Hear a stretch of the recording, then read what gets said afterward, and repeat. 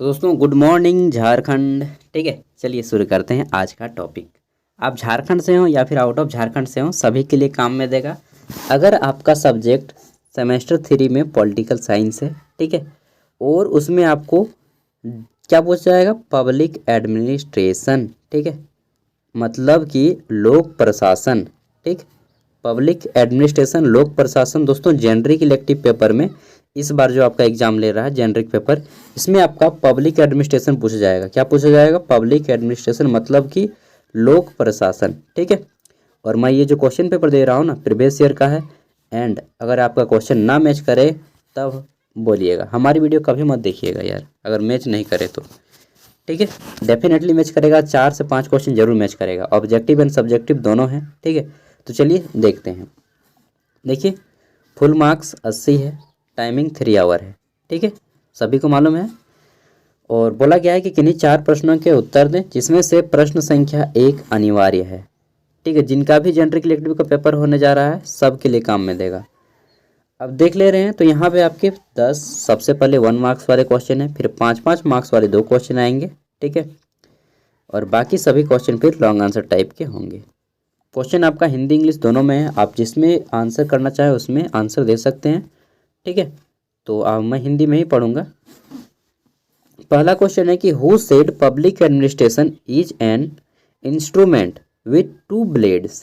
ठीक है, क्या बोल रहा है? Blade like a pair of scissor, मतलब कि कैंची के 2 फलकों के समान लोक प्रशासन 2 फलकों वाला औजार है। ठीक है, 2 फलकों वाला औजार है, मतलब एगो कैंची है और दोनों तरफ फलक है इसका। ठीक है, ऐसा औजार है लोक प्रशासन।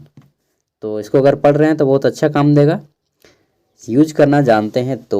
ठीक है, तो इसमें क्या हो जाएगा राइट आंसर? ऐसा किसने कहा था दोस्तों? एक आदमी था, लेविस मेरियम। ठीक है, कहीं कहीं इसको लुइस मेरियन भी लिखा जाता है। तो लुइस मेरियम या लेविस मेरियन, इसी ने बोला था कि लोक प्रशासन जो है कैंची के समान 2 फलकों वाला औजार है।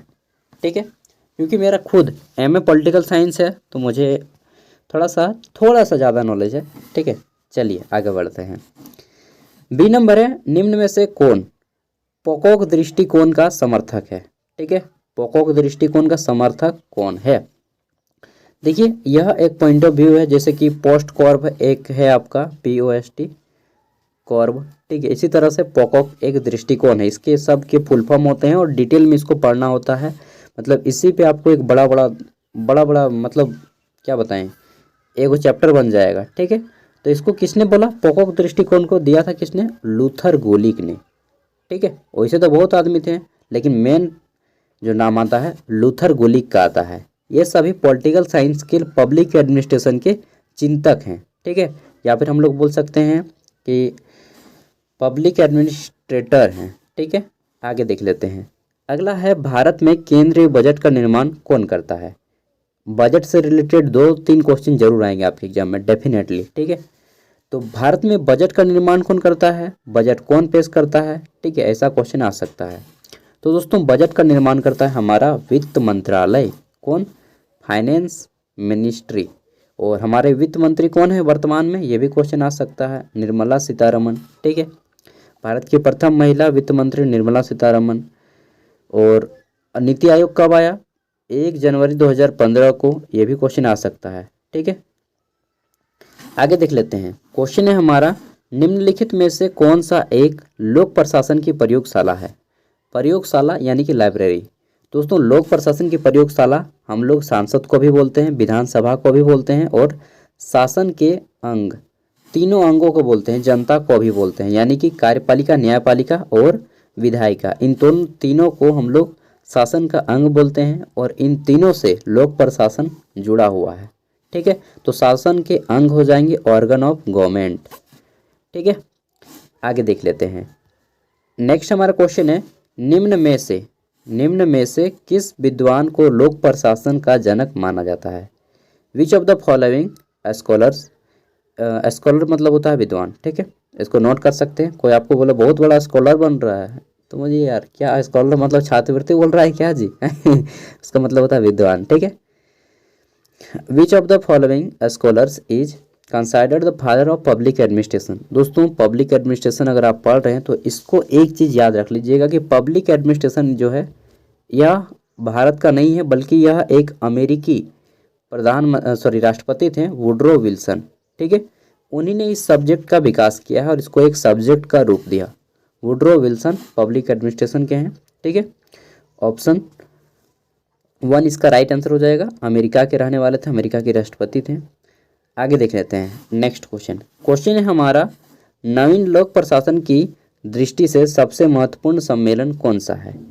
तो दोस्तों लोक प्रशासन में अभी तक 2 बड़े बड़े फेमस सम्मेलन हुए हैं। पहला है एक मुनबर्ग सम्मेलन, ठीक है, और दूसरा है आपका फिलाडेल्फिया सम्मेलन। और यह कब हुआ था आपका 1967 में। थोड़ा सा इसका प्रोनाउंसिएशन में दिक्कत होगा आपको भी। फिलाडेल्फिया सम्मेलन, ठीक है, 1967 में हुआ था। और इसके बाद हुआ था 1968 में मुनबर्ग सम्मेलन, जो कि इससे भी बड़ा सम्मेलन है, लेकिन यहाँ पे ऑप्शन में नहीं दिया है तो इसको हम टिक लगाएंगे, ठीक है। आगे देख लेते हैं क्वेश्चन है हमारा, नेतृत्व का प्रमुख कार्य क्या है। Main function of leadership. दोस्तों नेतृत्व इसका प्रमुख कार्य क्या है। संसाधनों का प्रबंधन, लक्ष्य का निर्धारण। नेतृत्व अगर कोई आदमी करता है लीडरशिप तो उसको लक्ष्य का निर्धारण करना होता है, हाँ बिल्कुल करना होता है। संसाधनों का प्रबंधन भी करना होता है, बिल्कुल, ठीक है, क्योंकि नेता है यार तो सब काम देखेगा ना, सब काम देखेगा मतलब इनमें से सभी, ठीक है। कार्यों का साधनों पर नियंत्रण भी करेगा। H नंबर क्वेश्चन देख लेते हैं। इसमें पूछा गया है कि लोक प्रशासन के अध्ययन में वैज्ञानिक प्रबंधन दृष्टिकोण किसने दिया। तो किसने बोला कि लोक प्रशासन जो है वैज्ञानिक सब्जेक्ट की तरह है, एक विज्ञान के सब्जेक्ट की तरह है, ठीक है। वैज्ञानिक प्रबंधन का दृष्टिकोण दिया, और यह दृष्टिकोण किसने दिया। देखिए क्या हो जाएगा, F.D. Rings, Herbert Simon, Henry Fayol या लुइस ब्रॉन्डी। तो राइट आंसर इसका, देखिए यहाँ पे मैं थोड़ा सा कंफ्यूज हो गया यार क्या बताऊँ, बहुत दिन से मेरा भी छूट गया है ना। तो राइट आंसर हेनरी फेयल होगा या लुइस ब्रॉन्डी होगा, इसमें थोड़ा सा आप लोग देख लीजिएगा, ठीक है। आगे देख लेते हैं नेक्स्ट क्वेश्चन। तो चलिए आगे बढ़ते हैं। हमारा क्वेश्चन है यहाँ पे क्वेश्चन नंबर आई यानी कि 9 नंबर। निम्न में से कौन सा एक गुण नेतृत्व नहीं है, नेतृत्व का नहीं है। निम्नलिखित में से कौन सा एक गुण नेतृत्व का नहीं है। मतलब अगर आदमी कोई लीडर बनता है, नेता बनता है, तो कौन सा गुण उसके पास नहीं होना चाहिए। ये सभी गुण होने चाहिए। स्पष्ट दृष्टिकोण, क्लियर व्यू कि हमें ये काम करना है तो करना है, एनी हाउ, जैसे हो, ठीक है, ये गुण होता है।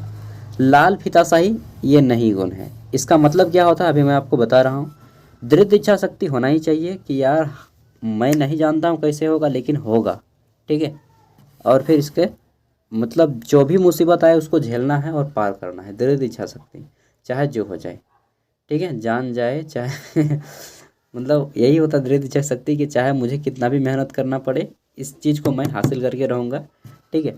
डिजायर बहुत डेंजर का होता है इसमें। दूरदृष्टिकोण कि आने वाले फ्यूचर में अगर मैं यह काम करता हूँ तो क्या क्या हो सकता है मेरे साथ, ठीक है, इसी को बोलते हैं दूरदृष्टि। तो ये सभी गुण होते हैं, लेकिन लाल फीताशाही नहीं होता है।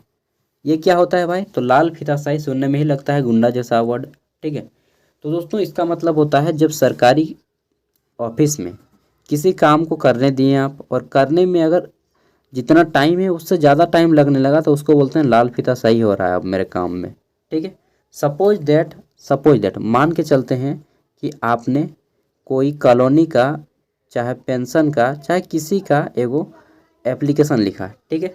चाहे समझ लीजिए ना कि आपने आवासीय जाति आय बनाने दिया। अब बनने का टाइम है उसका 15 दिन, ठीक है। 15 दिन के अंदर बन जाना चाहिए। कि जगह पे वह कितना महीना ले रहा है, 3 महीना ले रहा है। 15 दिन की जगह पे वह 3 महीना ले रहा है। तो इसी को बोलते हैं लाल फीताशाही कि समय पे काम को नहीं करना सरकारी कार्यालयों में, ठीक है।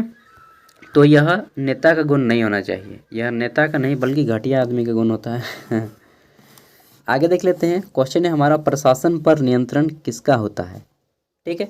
Which has the control over administration. तो दोस्तों प्रशासन पर कंट्रोल कार्यपालिका भी होता है, विधायिका का भी होता है और न्यायपालिका का भी होता है, यानी कि इन तीनों का होता है। तो राइट आंसर होना चाहिए इनमें से सभी, जो कि है ऑप्शन 4 में है, ऑल ऑफ दीज, इनमें से सभी, ठीक है। कार्यपालिका, न्यायपालिका और आपको विधायिका मालूम है, बहुत से लोगों को नहीं मालूम है। चलिए थोड़ा सा बता देता हूँ, केवल पढ़ना बात नहीं है, समझना भी थोड़ा चाहिए। कार्यपालिका एग्जीक्यूटिव, ठीक है, इसी को हम लोग बोलते हैं ब्यूरोक्रेसी। आपने खट्टा मीठा अगर मूवी देखा होगा तो अक्षय कुमार बोलता है ब्यूरोक्रेसी इस देश की सबसे खराब कड़ी है। ब्यूरोक्रेसी में दोस्तों जितने भी सरकारी कर्मचारी आ जाते हैं ये सभी आ जाएंगे, ठीक है।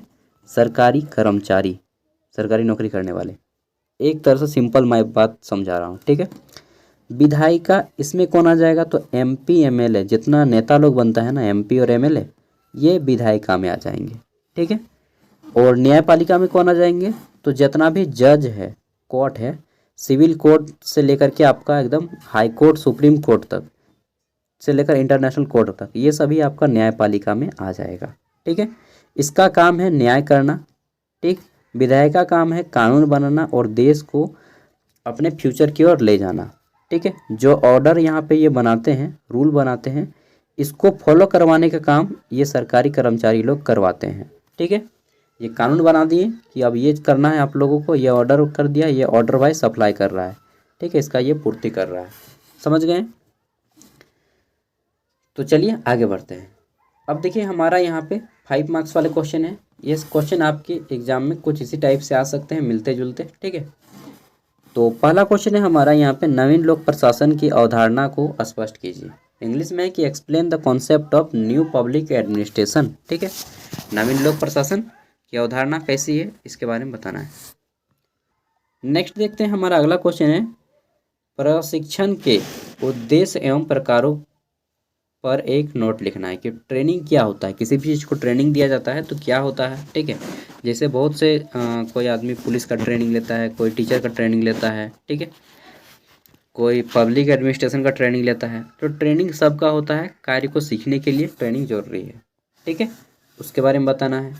फिर है प्रशासन पर न्यायिक नियंत्रण के विभिन्न साधनों का वर्णन करें, ठीक है। किन किन चीज़ों से हम लोग नियंत्रण करते हैं, कंट्रोल करते हैं, तो पुलिस एक व्यवस्था हो गई जिसको दंड व्यवस्था बोलते हैं, उपहार व्यवस्था बोलते हैं, बहुत सारा व्यवस्था है, ठीक है। नेक्स्ट है आपका नियंत्रण की सीमा का अर्थ स्पष्ट कीजिए, ठीक है। नियंत्रण की सीमा का अर्थ स्पष्ट कीजिए कि क्या है नियंत्रण, इसके बारे में परिभाषा देना है। तो ये 4 क्वेश्चन में से किसी 2 को आपको बनाना था। अब देखिए यहाँ पे आपके 20 मार्क्स वाले क्वेश्चन आएंगे जो कि किसी 3 को बनाना होगा आपको, और इसका आंसर 500 शब्दों में कीजिएगा, ठीक है। उससे ज़्यादा नहीं लिखिएगा, नहीं तो फिर आपके पास टाइम नहीं बचेगा। क्वेश्चन है हमारा, लोक प्रशासन की परिभाषा दें तथा इसके क्षेत्र का वर्णन करें, ठीक है। इंग्लिश में क्या है कि define public administration and discuss it's scope, ठीक है। लोक प्रशासन की परिभाषा दें तथा इसके क्षेत्र का वर्णन करें।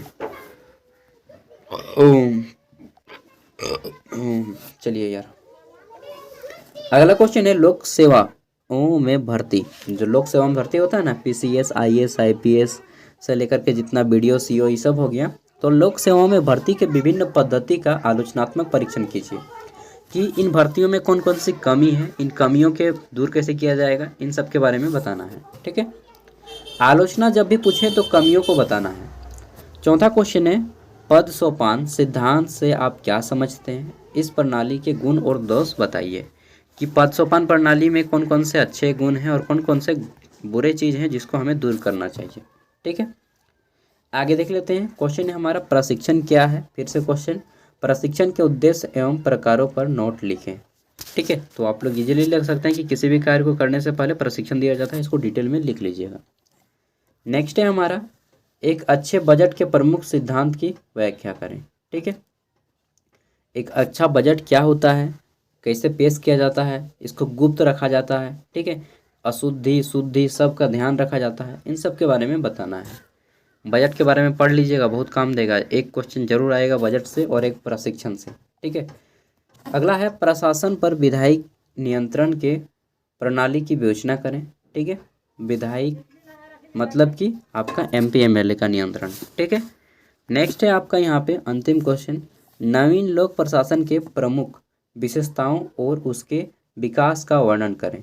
इंग्लिश में क्या है कि discuss the silent feature of new public administration and discuss its development also, ठीक है।